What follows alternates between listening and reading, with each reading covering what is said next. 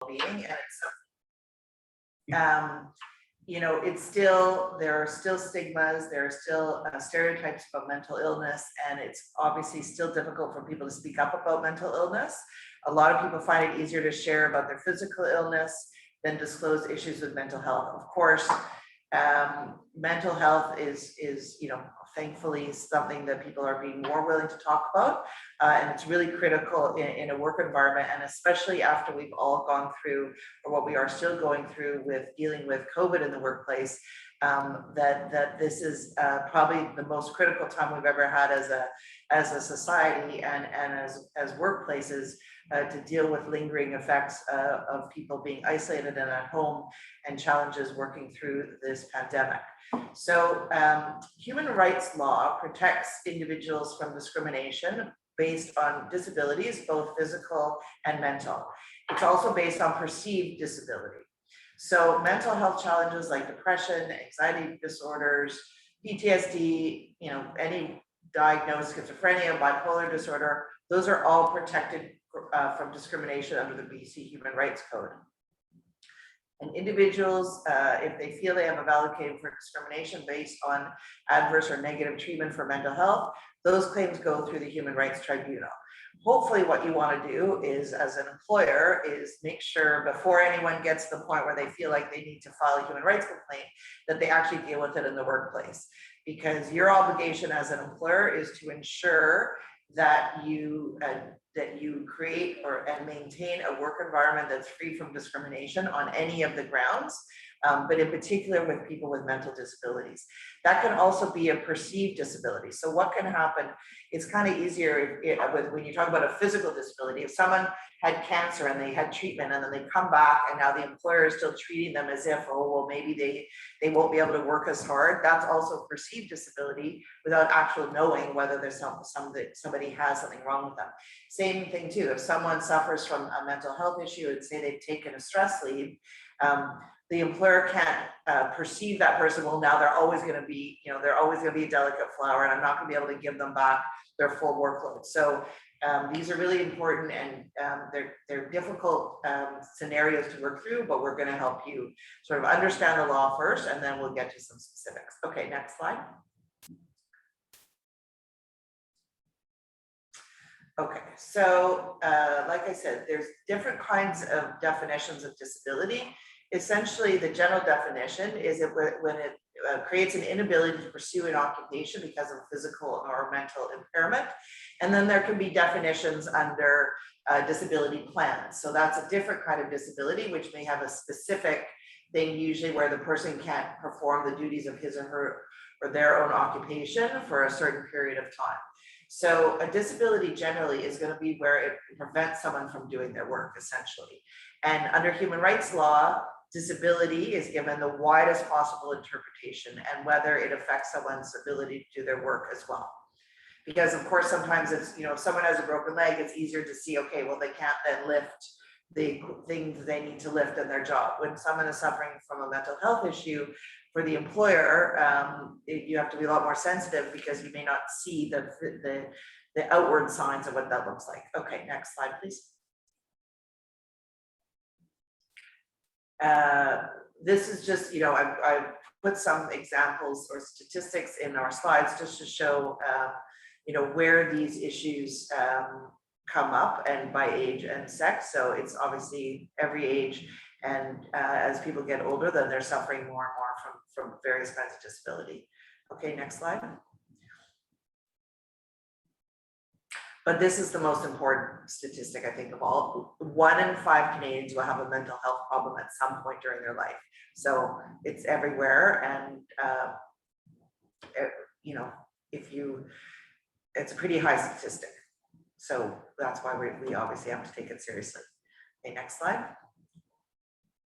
And again, these mental health is now has overcome any other disability, disabling condition. So this was done as a study in terms of disability plans and human rights complaints. So it's quite shocking to me to see that that's the number. That's the most disabling condition is now mental health. Okay, next slide. Okay, obviously, it also leads to longer periods of absence. So, so someone who can have a physical disability and then get overlaid with a depression can lead to someone being longer away from the office. Of course, that affects your morale. It affects, you know, your ability as an employer to manage your workplace if you're not sure when someone's going to come back. So that's why dealing with these issues is critical. Okay, next slide. Okay, keep going. Okay, so the other part of a diagnosis is there's something called the DSM-4. So that's essentially the Bible or the go-to guide for whether someone is suffering from a psychiatric disorder. It's still used by many insurance companies. It's kind of the benchmark for when someone is suffering. So it's important to note that you know, not everybody's mental health is going to fit exactly into this, but that's the first place you go, and that's the first place you may ask someone to provide medical evidence about whether where they are in this DSM-4. Okay, next. Okay, next. So the other thing is that with the DSM-4, it doesn't state, okay, because someone has depression, that definitely means they're disabled. But we would assume that when someone's coming to you in the workplace, you're going to see, either they're going to present to you, say someone has a negative performance review, and then they're going to come to you and say, well, actually, I've been suffering from depression, or I have bipolar and I'm recently diagnosed.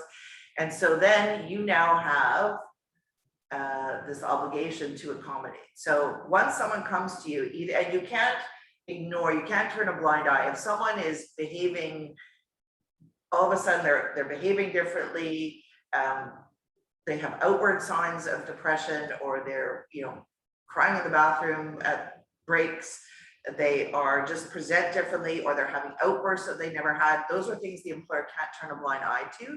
You have to assume, okay, and that's where we'll talk later about how then you manage that to get people the right help, or to share with you what's going on with them. But at the end of the day, once an employer finds out that an employee has a disability, then it gives rise to the employer's obligation to accommodate that employee. So the duty to accommodate was set out by the Supreme Court of Canada. And what it means is that an employer has to undertake a genuine and thorough investigation to determine whether an employee who's protected by one or more grounds of human rights legislation can be accommodated without causing undue hardship to the employer. And this is an obligation that is on the employer, on the union, on the employee seeking accommodation, but ultimately the greatest onus is going to be on the employer, who is presumably has the primary control over the operations.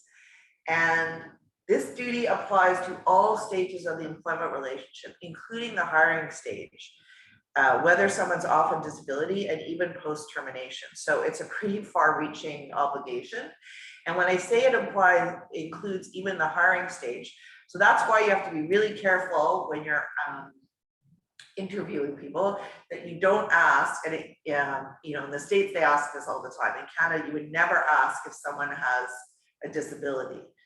Because once you have that information, you can't undo it. You can't put the proverbial genie back in the bottle. You can't unhear that information. And then if someone came to you and said, okay, I do suffer from mental health issues, and then you don't hire them, then the issue could be, well, you didn't hire them, you discriminated against them because of their mental health issues. If they say to you, well, by how I manage it is that I work from home half time, well, now maybe that's an okay accommodation. Maybe that's something that the employer has to say, okay, that's not an undue hardship to us, because now we've just experienced a whole year and a half where we've had people do that and they've been productive. Whereas before COVID, we may have said, absolutely not, you have to be in the workplace, in the office, or in the workplace, 100% of the time, or you can't be an effective employee. So I think what an employer is going to have to do to assess whether they are meeting their duty to accommodate is going to be very different post-COVID. Okay, next slide.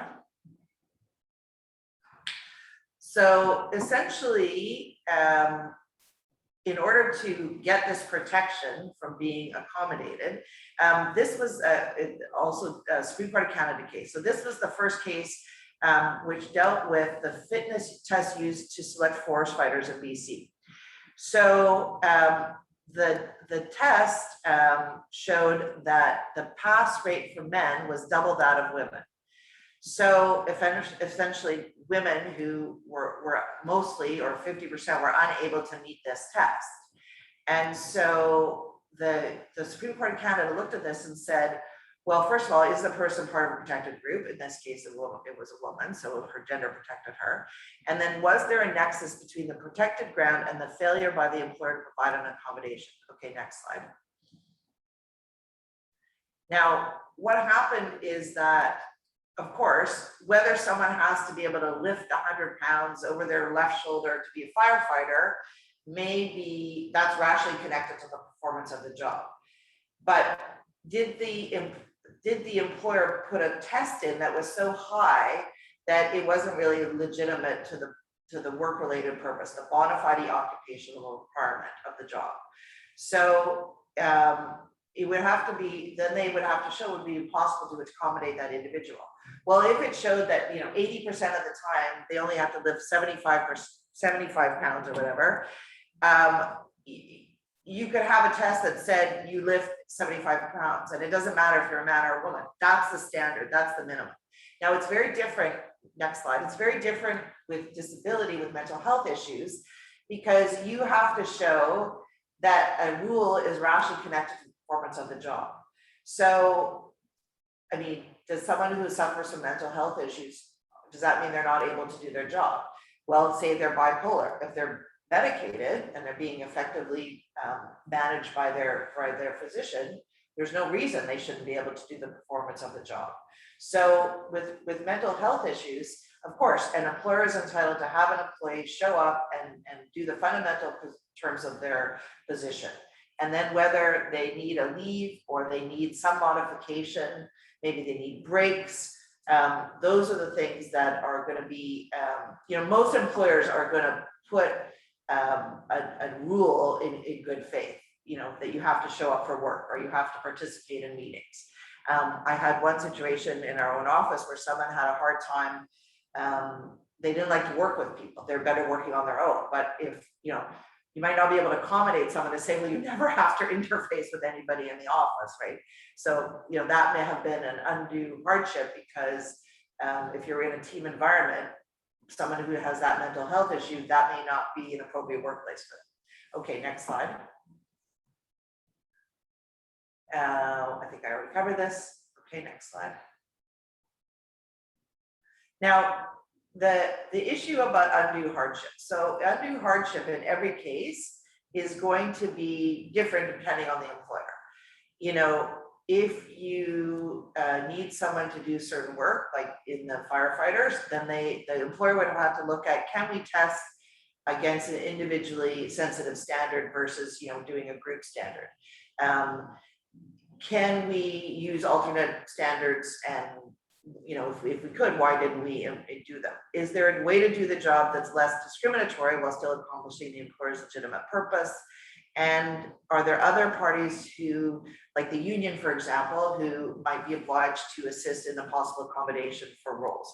So, like I said, sometimes that's easier if someone has a physical disability to know that we need to get an ergonomic chair, or we need to, have them not, some people are sensitive to certain lights, so that we get them different kind of lights.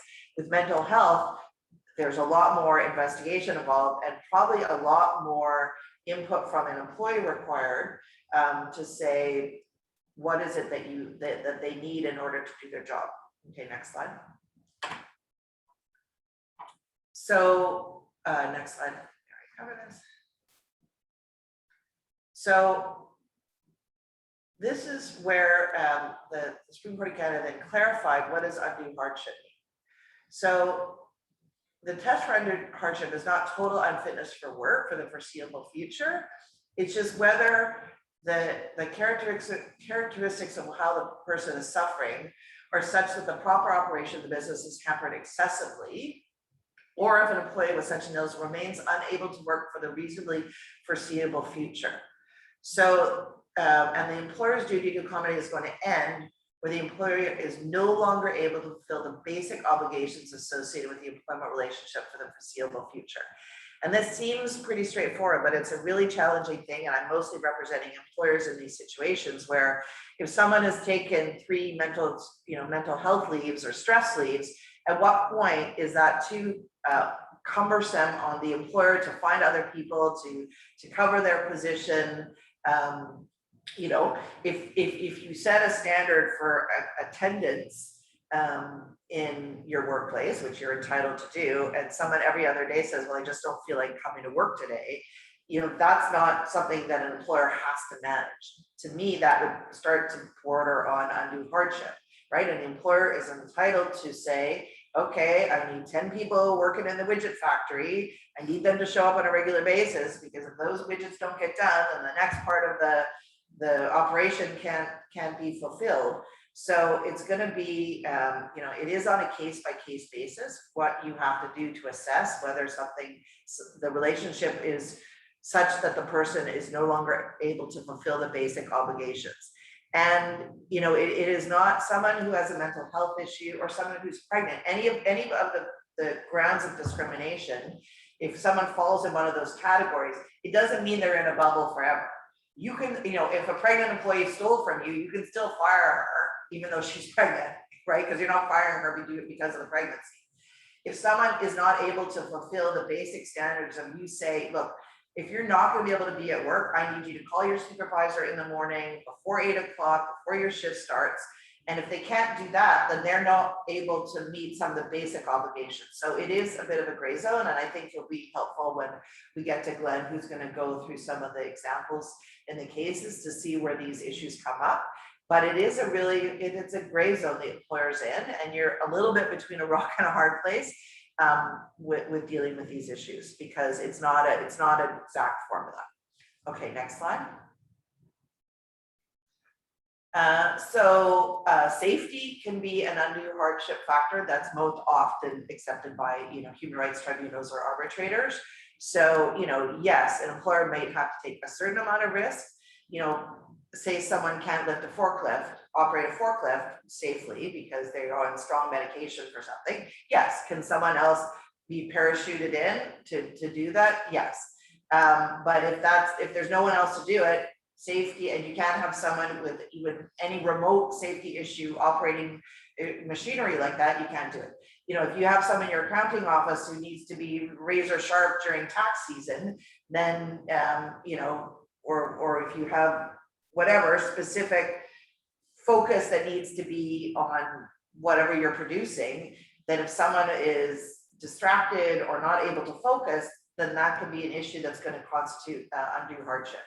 So legitimate business operations, you know, it's not just that the employer says, well, it's a undue strain.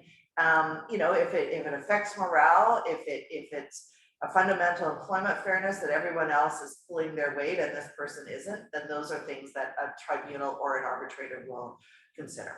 Okay, next slide. Yeah, employee morale is definitely a factor, but you can't just assume that. There has to be some real evidence of that. Cost, so, you know, if it would be expensive to create an accommodation, and that may be where someone, you know, says, well, they are flaky in terms of when they say they're going to be there or not, and you have to call in, you know, you may have to call in a substitute or call in a contract labor, which may be more expensive. That's a cost. But interchangeability of workforce has rarely been successful. So of course, the larger operation you have, the more complex operation you have, the greater the onus will be on the employer to find a reasonable accommodation, because presumably a bigger employer has more resources. Okay, next. I put this slide in. If it's an onerous standard, if you don't think you've met it, you probably haven't. Most of the employers who call me, when they go through their thing, they know before they even call me, they know they probably haven't done enough. So you are also building, like, you want to be a good employer, you want to be able to accommodate people, but at the same time, you're also, as an employer, protecting yourself, creating your file, making sure that you can defend a claim when eventually, you know, the relationship may have to come to an end.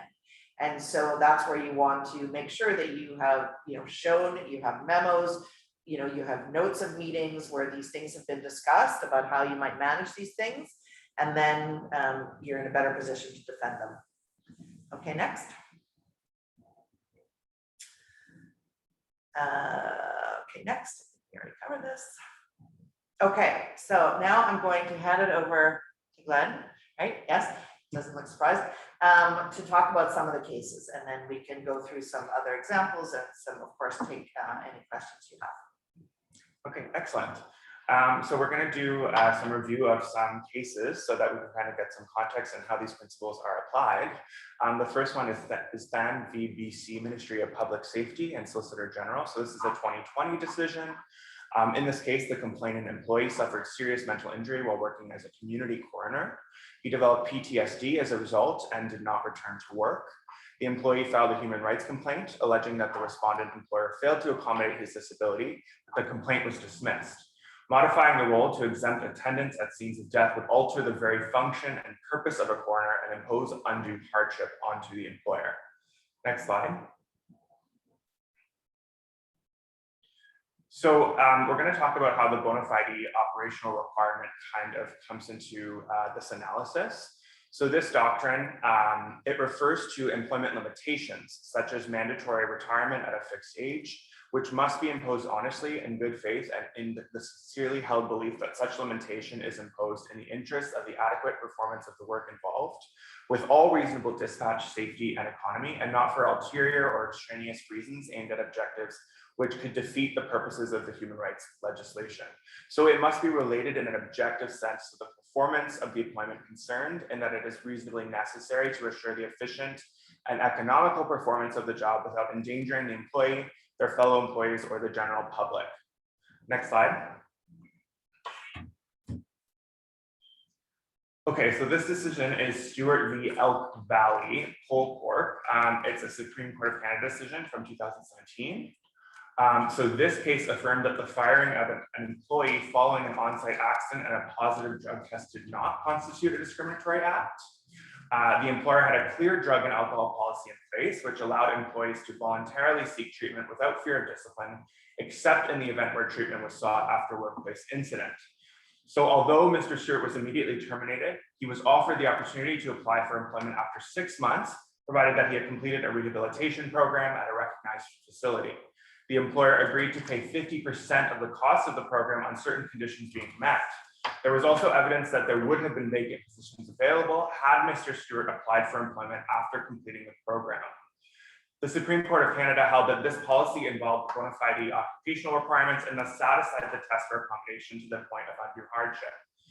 The Supreme Court of Canada affirmed that the employee was terminated for breaching company policy, not for his addiction. So we can see here, as Melanie discussed, the employer is actually taking active steps to accommodate the mental health issues that are at play here. They were offering him an opportunity, that giving him some time off and offering him an opportunity to apply for employment after 6 months, provided that he completed a rehabilitation program. So they're giving him the opportunity to, they're accommodating him and giving him the opportunity to sort of remediate and take steps towards becoming, able to work in his full capacity.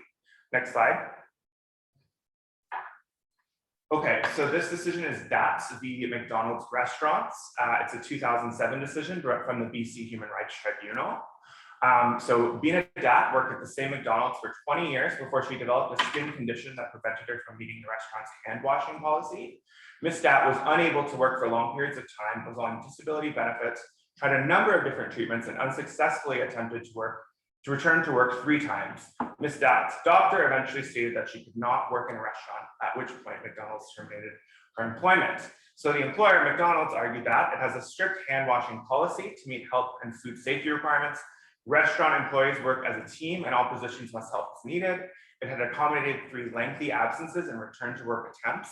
And the employee's own doctor had determined that she could not work in a restaurant. Next slide.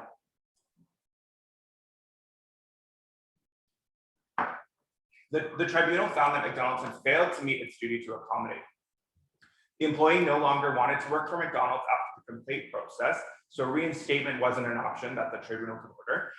Instead, she was awarded $55,000 in damages, which included lost wages and profit sharing benefits, extra compensation for the tax effect of a lump sum payment, reimbursement of some expenses, and $25,000 for injury to dignity, feelings, and self-respect. The tribunal noticed that if she had provided expert evidence about her employability and earnings potential, she could have been awarded an amount for future wage loss as well. Next slide.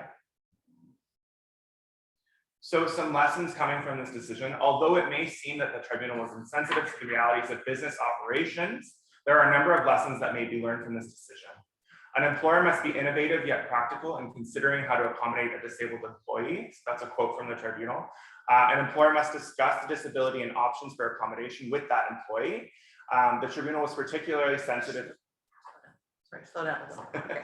The tribunal was particularly sensitive to the fact that McDonald's was not open to considering what Ms. Dapp had to say, her suggestions for a change in duties, or whether other job duties were available.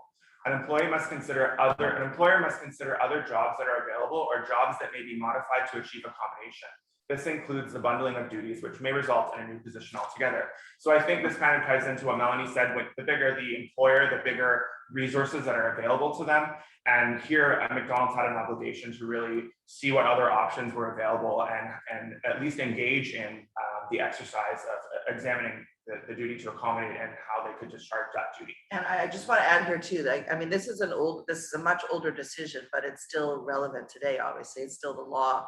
But the critical thing here, and I think when it comes up more with mental health issues, is that as employers, we may not be as well versed in or as armed to deal with what someone needs for that to support themselves through a mental health issue.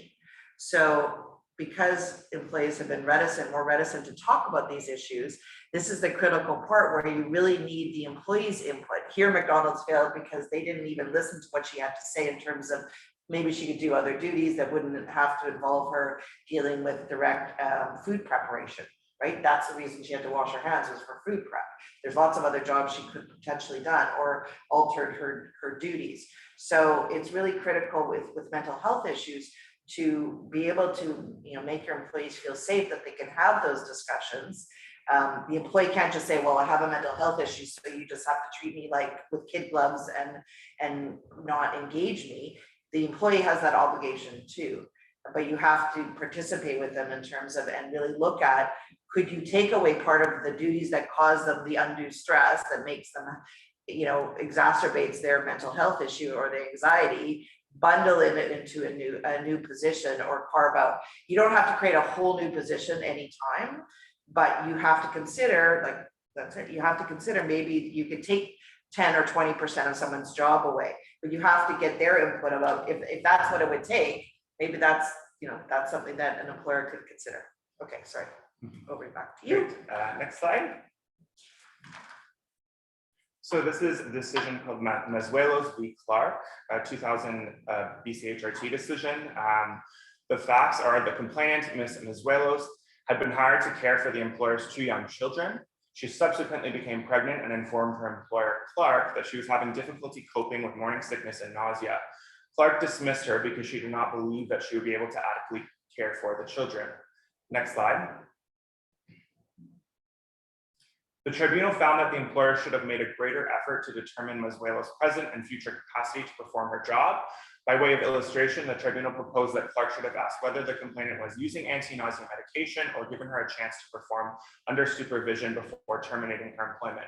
So again, here we're seeing that the employer fell short because they failed to really inquire into what the nature of this impairment was, what kind of medication she was taking, and how they could potentially accommodate her such that she could perform her work duties in an efficient way. The complainant was awarded 1 month of wages and $1,500 in compensation for harm to dignity and self-respect. Next slide. This case is part of a line of authority that has held that the obligation to accommodate prompts a separate duty to investigate or inquire into the nature of an employee's disability. So this includes the severity, impact, and anticipated duration, and whether there's a relationship between the disability and workplace performance before deciding on how to accommodate.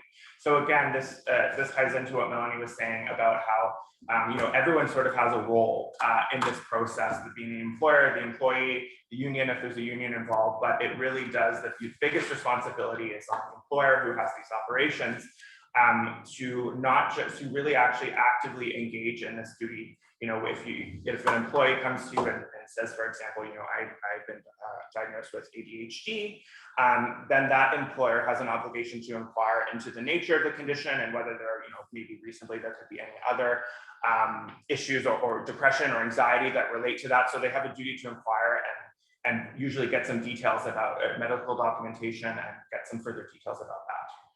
I just have just anecdotally kind of funny thing, just about that. I always laugh about this case with the morning sickness, because many years ago when I was pregnant and I had brutal morning sickness. And so I go to my doctor and she gives me anti-morning sickness medication, which made me completely stoned. Like I couldn't even function. So I go back to my doctor and I'm like, oh my God, now I can't even function, makes me stoned. She's like, you can be nauseous or you can be stoned. Like those are your options. You have to pick one. But I would just laugh because in either case, I mean, there was probably a month during, when I was working as a lawyer that I probably shouldn't have been functioning in the workplace. Now, as a lawyer, I could come and go and it wasn't so critical that I had to be in the office every day. But, there are things where, sometimes you just can't accommodate it, right? It's just going to be something, but it's the investigation, it's finding out. And, we'll get to this later, but I mean, there's also a fine line between what you're entitled to know as the employer in terms of what the disability is. Because usually an employer is only entitled to know that there's an issue that prevents someone from working and that what their prognosis is, that they're going to be off work for 4 weeks due to a disability. Often an employee will not want to share, and for privacy reasons doesn't necessarily have an obligation to share what their disability is. But this is also where I think the law is changing. Maybe yes, people are entitled to privacy, but if you don't know what the actual issue is, then it's harder to accommodate that. So it does get into fine lines into what an employer can require an employee to do. Usually what we would do is have an assessment to say, here are the job duties the person has to perform. You need to take that to your doctor or your psychiatrist or wherever it is that you're seeing, and then come back to us without us necessarily knowing what the diagnosis is. Can this person perform their duties? So the better, the better front end prepared you are to break down someone's duties so that you can find out what they can or can't do. That is going to be a critical part of it. Like I said, you can't turn a blind eye to someone behaving differently in the workplace.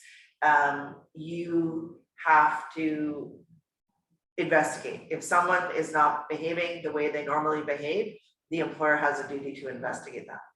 Okay, sorry, go on. Next slide. Okay, this is the Gooding decision. Mr. Gooding was the manager of a liquor store operated by the BC government.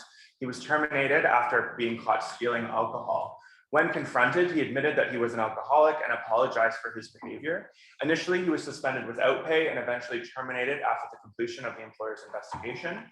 Shortly after his termination, Mr. Gooding entered a rehab program and was successful in achieving sobriety. So in the majority decision, the BC Court of Appeal held that Mr. Gooding had not proven a prima facie case of discrimination, and the employer's duty to accommodate had not been triggered. So Madame Justice Hudart at paragraph 11 said, the fact that alcohol-dependent persons may demonstrate deterioration in ethical or moral behavior and may have a greater temptation to steal alcohol from their workplace if exposed to it does not permit an inference that the employer's conduct in terminating the employee was based on or influenced by his alcohol dependency. Next slide.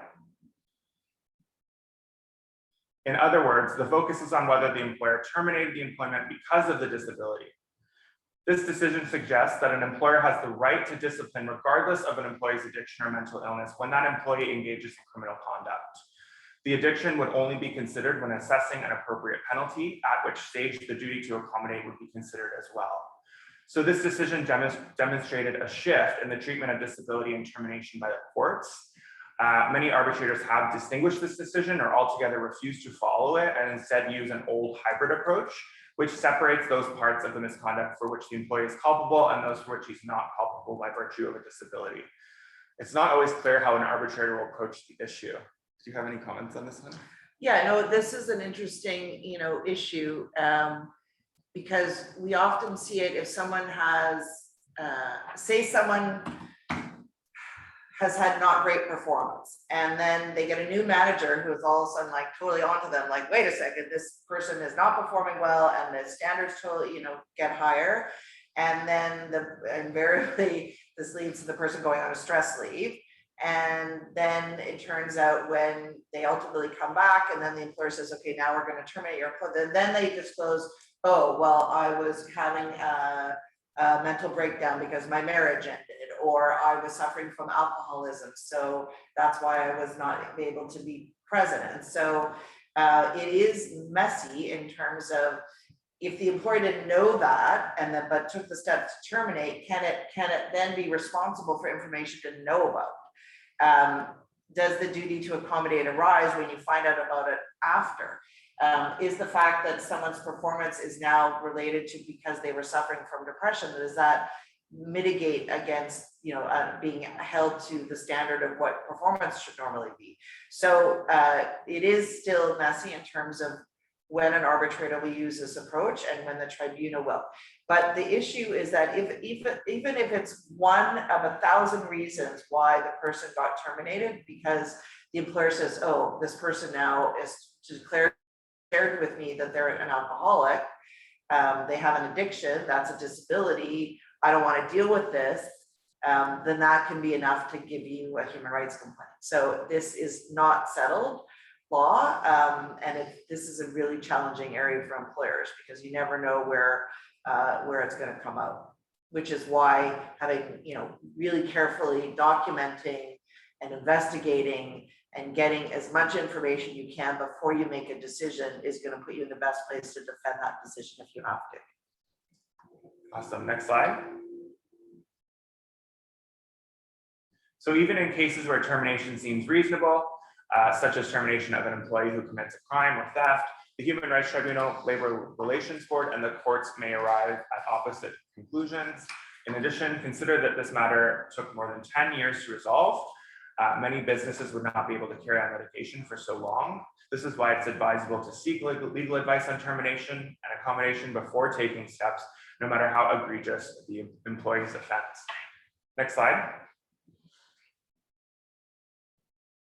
Okay, so now we're going to review a decision called Ryan v. Canada Safeway Ltd, which is a 2008 British Columbia Human Rights Tribunal decision. So this is a case in which an alcohol-dependent employee stole money from the cash register and subsequently returned it. Evidence was tendered that considered the extent to which Ms. Ryan's substance abuse problem may have played a role in the conduct giving rise to the termination of her employment. So the tribunal found that, assuming that Ms. Ryan were able to establish at hearing that the employer knew or ought to have known that she was an alcoholic, that alone would not be sufficient for her to establish discrimination on the basis of disability. So it's not enough just to show that one is disabled. It's that fact was known or ought to have been known to the employer and that one was treated adversely. In order to succeed in her complaint against the employer, Ms. Ryan would also have to show that there was a connection between her alcoholism and the misconduct for which she was terminated.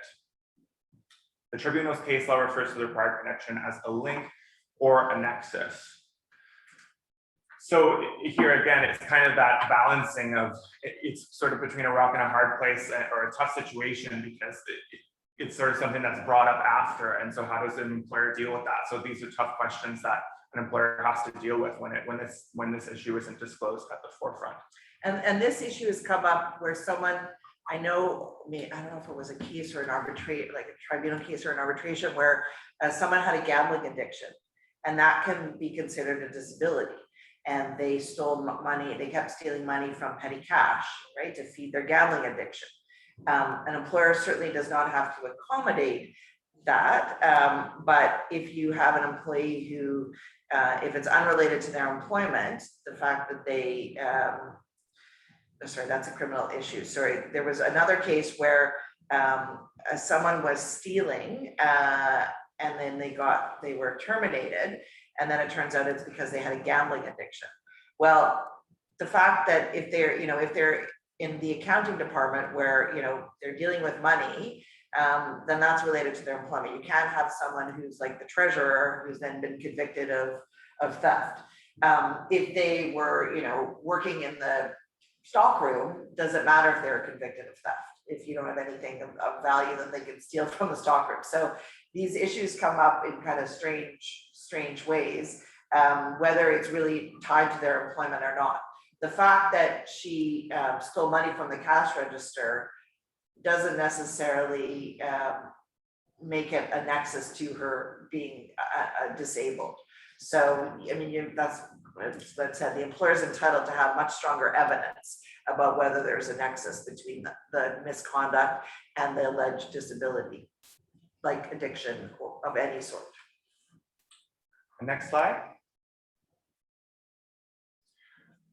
Multi-party duties. So accommodation is, just like we were saying, everybody's business and responsibility. Actually, we can go to the next slide. We've discussed this. Okay, so we've discussed this as well, but just as an overview, the employer's role in the duty to accommodate. They have a duty to inquire, to consider individual circumstances and explore, assess accommodation options, and to provide accommodation to the point of undue hardship. Next slide.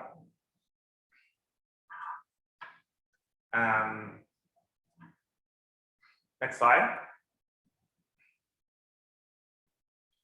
What's the union's role in the duty to accommodate?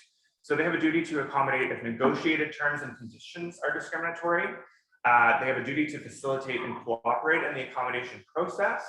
And they may have to consider alternatives that affect collective agreement and other bargaining unit members in order to achieve reasonable accommodation. Next slide.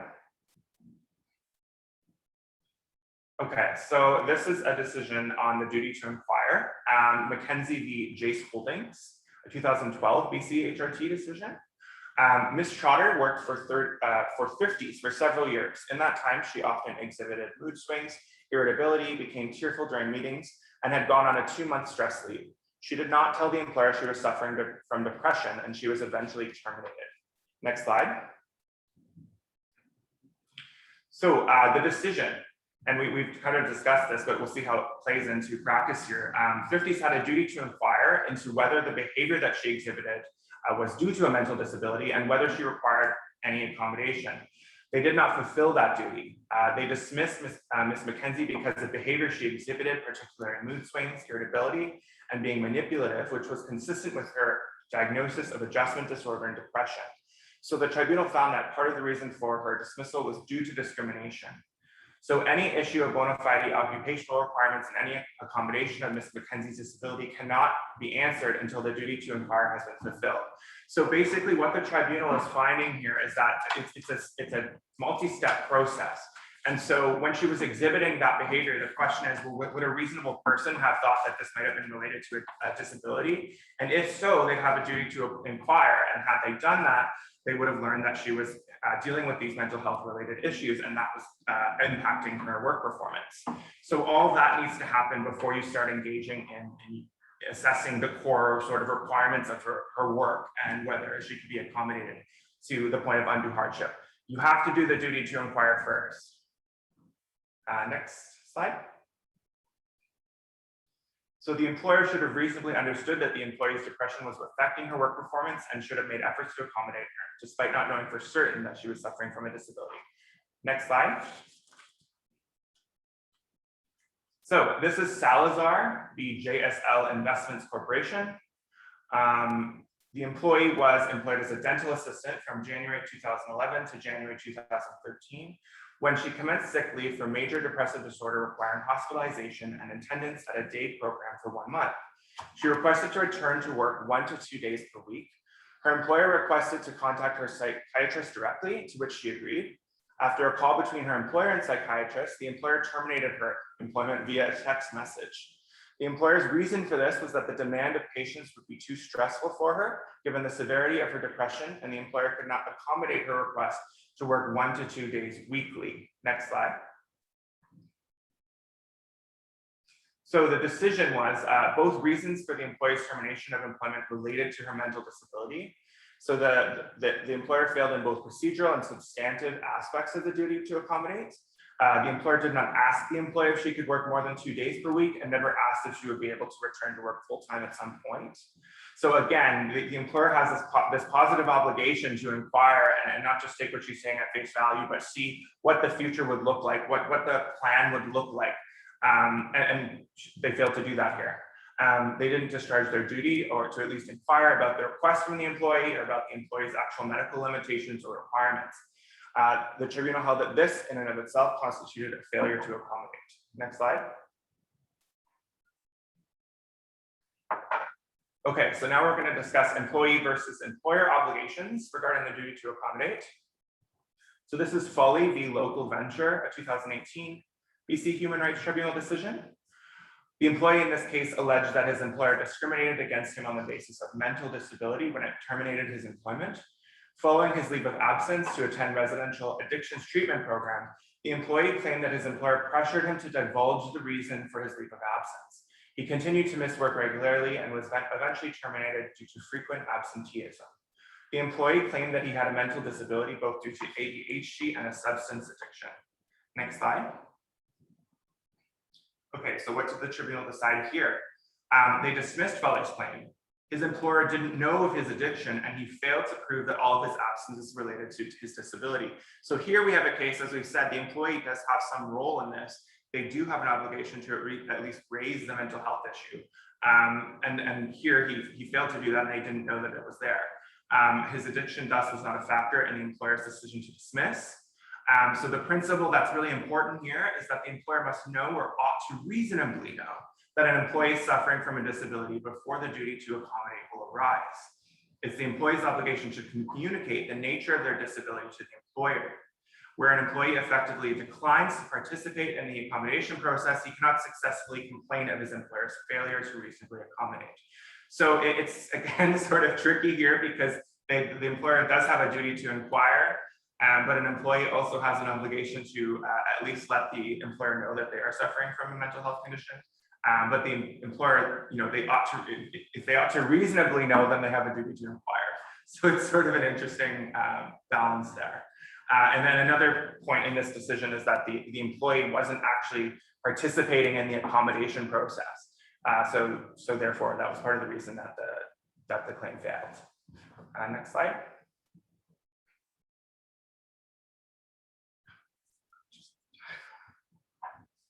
We have time. Duty to consider individual circumstances. So this decision is Davis v. Sandringham, 2015 BCHRT decision. The employee worked as a resident care aide at a psychogeriatric care facility for over 1 year with no performance issues. A coworker she confided in about suffering from PTSD told the manager to check in with the employee. The employee was interrogated in a meeting, and after disclosing her PTSD, her employer ordered her to attend the emergency department for medical treatment and placed her on medical leave.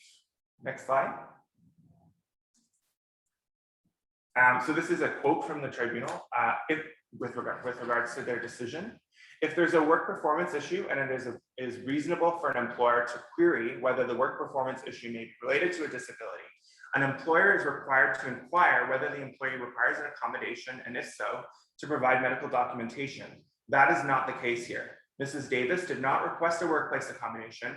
There's no evidence that she had job performance issues related to a disability, and there was no other reasonable basis for the employer to believe that her mental health could impact her ability to do her job. Next slide. Sorry, yeah, and that's what, okay, sorry. This is where this perceived disability is also covered. Right. So the tribunal found the employer's behavior was discriminatory because the manager reacted based on mistaken and stereotypical assumptions about the nature and extent of the employee's mental illness. Employers are often not doctors. If there are performance issues, employers should ask for medical evidence or documentation before making decisions. So as Melanie said, this is an example of a perceived disability where an employer is jumping the gun, and before having any sort of evidence or medical documentation, they're making assumptions about her mental illness and carting her off to the hospital, which obviously was discriminatory. Next slide.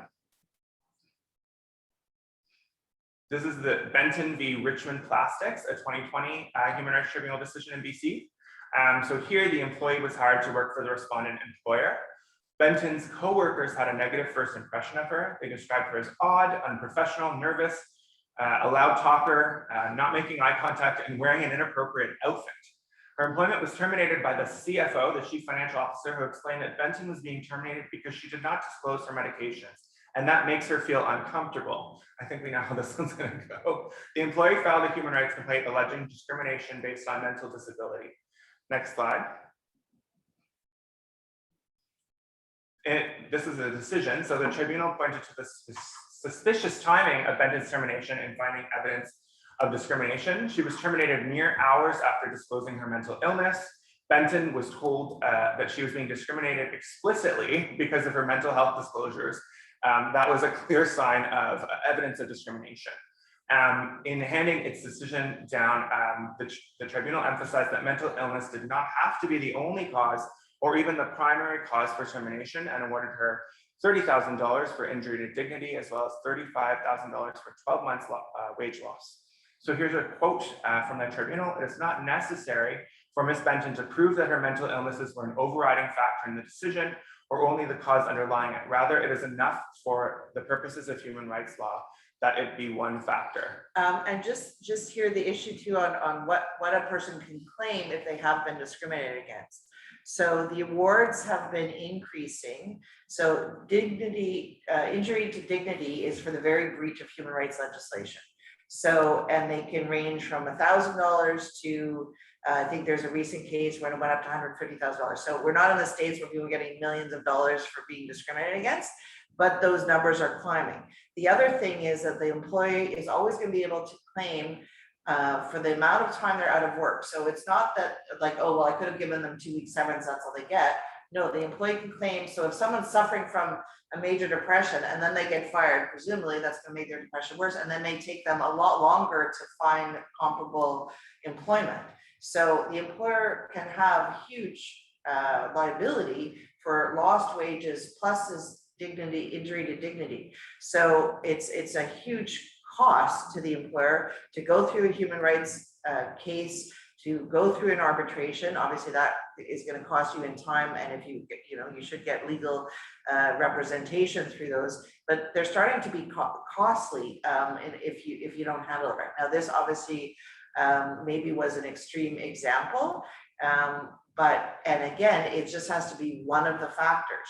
So I remember working on a case where an employee was going to be terminated. The employer had discussions. Of course, nothing was in writing. She came in to disclose that she was pregnant, and the employer proceeded with the termination.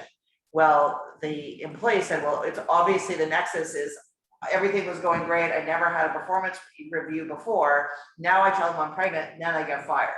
But in that case, the employer thankfully had documented that they were just on the cusp of terminating her. They had notes in writing. They had emails between the various management teams about wanting to fire her. But that doesn't usually happen. It's usually the employer has nothing in writing. They're like, oh yeah, we were going to fire them anyways. And like I said, if it only has to be one factor, it doesn't even have to be the primary factor for termination, then that's the kind of, that was a $65,000 cost to the employer plus downtime in terms of dealing with it. Okay, next slide. So some lessons from these decisions. The duty to accommodate is owed to all employees, even those employed for short periods of time. So as Melanie said, Benton received $65,000 in damages despite having only worked at Richmond Plastics for 1 day. So that's obviously a huge expense. And her mental health declined severely. This is exactly basically what Melanie said. So I think we can go to the next slide. Okay, so this decision actually relates to an Indigenous employee. So this is Chalfor v. CBC, Hepatitis C Education and Prevention Society, and another. This is a 2019 BC Human Rights Tribunal decision. So the complainant was an Indigenous employee who filed a complaint against HepCBC, Hepatitis C Education and Prevention Society, and another individual respondent alleging discrimination on the basis of race and mental disability. She alleged that the movement of a needle and paraphernalia exchange into the same building as the society's office had an adverse impact on her by exposing her to situations that exacerbated her disability and post-traumatic stress disorder. She stated that she was subject to adverse treatment in which both her race and disability were a factor. This adverse treatment included exposure to violence in the workplace and insensitive comments. She claimed that this treatment culminated in a discriminatory letter from the society, which suggested that she was a victim of intergenerational trauma, who was too traumatized to effectively carry out the duties of the position. As an Indigenous person, we know what intergenerational trauma is. Of course, it's trauma associated with the experience of residential schools that's passed on generationally. And with respect to the post-traumatic stress disorder, sort of the working conditions and that she was being exposed to, led to post-traumatic stress disorder for her. Next slide. So the decision, the respondents applied to dismiss the complaint on the basis that it had been dismissed already by the Workers' Compensation Board. So they make a kind of technical argument here. The BCHRT denied the respondent's application to dismiss the claim. The Workers' Compensation Board did not consider the employee's allegations that her race was a factor in the society's adverse treatment of her during her employment, or that she was subjected to an environment and conduct that exacerbated her disability. Nor, further, did the Workers' Compensation Board address the issue of whether the society failed to adequately accommodate her. So for those reasons, the BCHRT allowed the complaint to continue towards a hearing or alternative dispute resolution process. Next slide. Sorry, just going back, just on that last point. Yeah. So the other thing to remember, or to remind you of, that you could be fighting these claims in multiple jurisdictions, right? Workers' comp is going to cover if someone is suffering stress, and stress is now covered under workers' compensation legislation, but it won't have the factors that are considered by the Human Rights Tribunal, because it doesn't matter in a workers' compensation claim if the employer accommodated, because that's not a workers' compensation issue. So she could have successfully gotten, I mean, if the facts had been different or the evidence before the Workers' Compensation Board had been different, she possibly could have gotten claims there, and then also had a separate cause of action or claim in the Human Rights Tribunal. So the employer would be paying, could be paying out of two different opportunities. They're not exclusive. They're not mutually exclusive. So that's why handling these things and getting advice up front in terms of making sure you go through this properly can avoid the employer having significant liability as well. Next slide. Okay, so this is a decision BCTF and Teachers Federation Employees Union, which is a BC arbitration decision from 2014. So this is a case where an employee made threats against other employees. The arbitrator stated that in the determination of whether inappropriate conduct is blameworthy, it is important to understand that even if some inappropriate conduct is found to be non-culpable, having occurred as a result of some medical condition, it may still give rise to a right in the employer to terminate the employee's employment. If the appropriate conduct continues despite the employer's efforts to accommodate it or alleviate it, the employer may ultimately be entitled to terminate the employee's employment on non-culpable grounds resulting from the disability if the employer can establish that it's no longer receiving its side of the bargain under the employment contract and what will likely not receive it into the future. Next slide. Next slide. Next slide.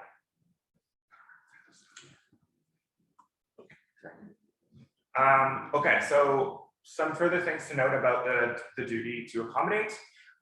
The duty to accommodate arises after disciplinary measures have been imposed, such as when new medical evidence becomes available. So in Re Canada Safeway Ltd, an arbitrator found that new medical evidence gave rise to a duty to accommodate nearly 2 years after an employee was discharged. In Re Babcock and Wilcox Industries, evidence of reactive depression was brought to an employer after the employee was discharged and the employee was reinstated.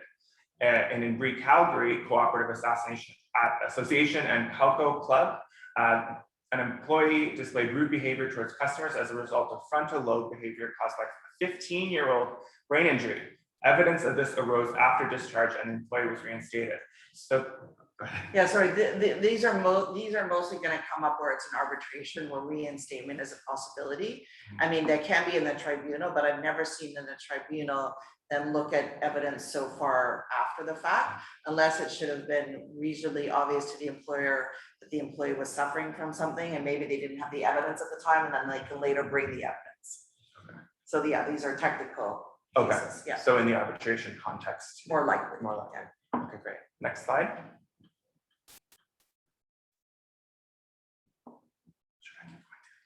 Yes, well, we're almost done.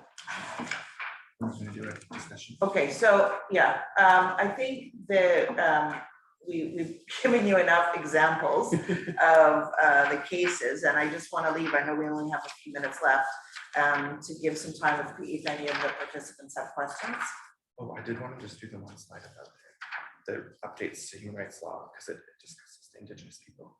Okay, Can we go to, can you go through the slides? There's just one slide that I want to do, the second last slide.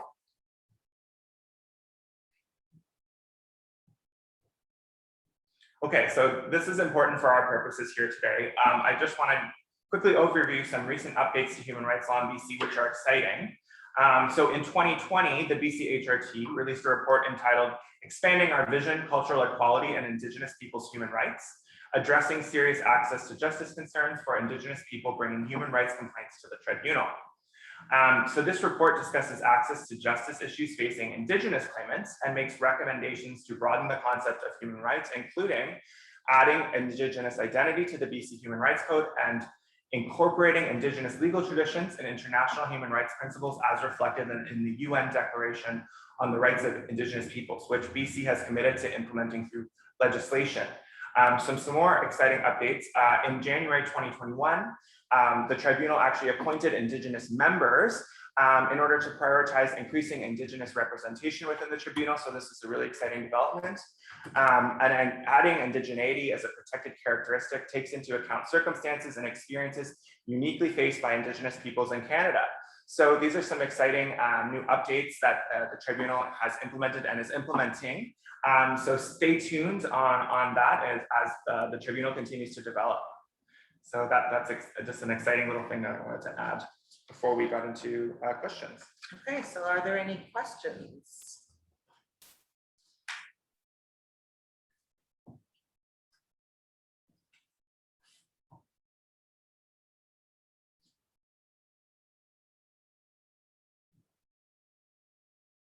Okay, well, if there are no questions, then, or if you think of them later, we're happy to, take emails. I'm sure the contact information's been provided. I know that was a lot of information, but hopefully you found it interesting and useful. Okay, could you speak to the duty to accommodate on a permanent or temporary basis? Well, usually it is a very good question, actually. A duty to accommodate will be, eventually you're entitled to have the employee, it's undue hardship. So if having someone, say someone needs to be off one day a week, and you can actually accommodate that by sharing the bundle of work with other employees, then maybe that is something that lasts long term. If someone has to be off for a short period of time and you can bring in short-term help, that may be one time. But if it happens every month that you have to bring in someone else, then that's a long-term thing that you don't necessarily, that may be, it all goes into whether that's an undue hardship. And whether, forever accommodating someone is okay for the employer, or that's going to be, you can do it for a month, but you're not going to be expected to have to do it for the rest of their employment. So it's going to be really fact specific, and that's what plays into undue hardship, is how long do you have to put maybe the burden on other employees' shoulders, or bring in outside help, or whatever it is. So that's going to be determinative, like on a case by case basis.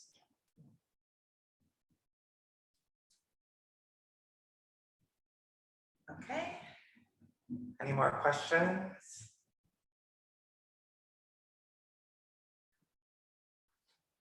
Okay, well, if there are not, again, like I said, you can reach out to Glenn or I anytime, and we've been very happy to be able to share our information or knowledge with you about these challenging issues in the workplace.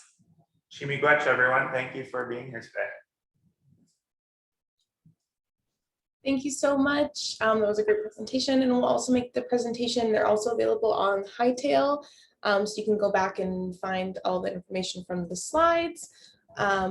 Since we don't have any questions, we can go back to the main plenary space, but we won't be automatically sent there yet. But what would happen is you can use the leave room button at the bottom right-hand corner of your screen. That'll bring you back to the main plenary room. And then I think we're about to take a short break. Let me just double check on the agenda. Yep, so we're going to take a short break from 10:15 to 10:30 in the main room. So if you'd like to go back to the main room, you can leave your video and audio off and take a break until 10:30. Go grab a coffee, go to the washroom, whichever, and then we'll be back for Dr. Little Bear at 10:30. So I'm gonna go leave back to the main room now. Again, you can just leave that breakout room or automatically go back now, actually. Thank you so much, everyone. Bye.